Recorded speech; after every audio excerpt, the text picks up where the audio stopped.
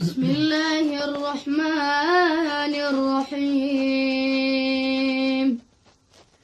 میرسد روزی که ما را مرگ مهمان می شود، خانه ای آبادی ما آن روز ویران می شود.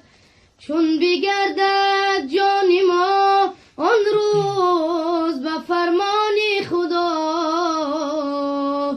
در سری بالین ما آن روز فغان سر می شود. چون بگردد جان ما آن روز به فرمان خدا، در سری بالین ما آن روز فغان سر می شود. در سری بالین ما آن روز فغان سر می شود. الله الله یا الله، حق لا اله الا الله. الله الله یا الله، حق لا اله الا الله. صلی علی محمد سخی یا رسول الله. صلی علی محمد سخی یا رسول الله. ما خود را ندیدیم، نامی خوشت شنیدیم. ما خود را ندیدیم، نامی خوشت شنیدیم. دینی تو برگزیدیم یا مصطفی محمد. دینی تو برگزیدیم یا مصطفی محمد. الله الله یا الله، حق لا اله الا الله. صلی علی محمد سخی یا رسول الله. صلی علی محمد سخی یا رسول الله.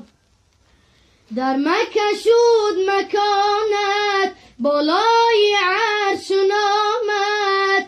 در مکه شد مکانت بالای عرش نامد. حق میگوید سلامت یا مصطفی محمد.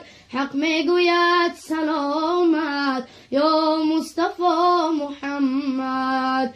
فردا همین محمد نزدیکی محشر آید.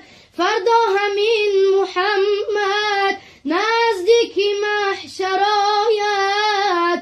محشر کند تماشا از جمال محمد. محشر کند تماشا از جمال محمد. الله الله یا الله، حق لا اله الا الله. صلی علی محمد سخی یا رسول الله. صلی علی محمد سخی یا رسول الله. فردا همین محمد نزدیک دوزخ آید. فردا همین محمد نزدیک دوزخ آید. دوزخ شود گریزان از حیبت محمد. دوزخ شود گریزان از حیبت محمد. دوزخ شود گریزان از حیبت محمد. اللهم صل وسلم وبارك عليه. سبحان ربك رب العزة عما يصفون، وسلام على المرسلين، والحمد لله رب العالمين.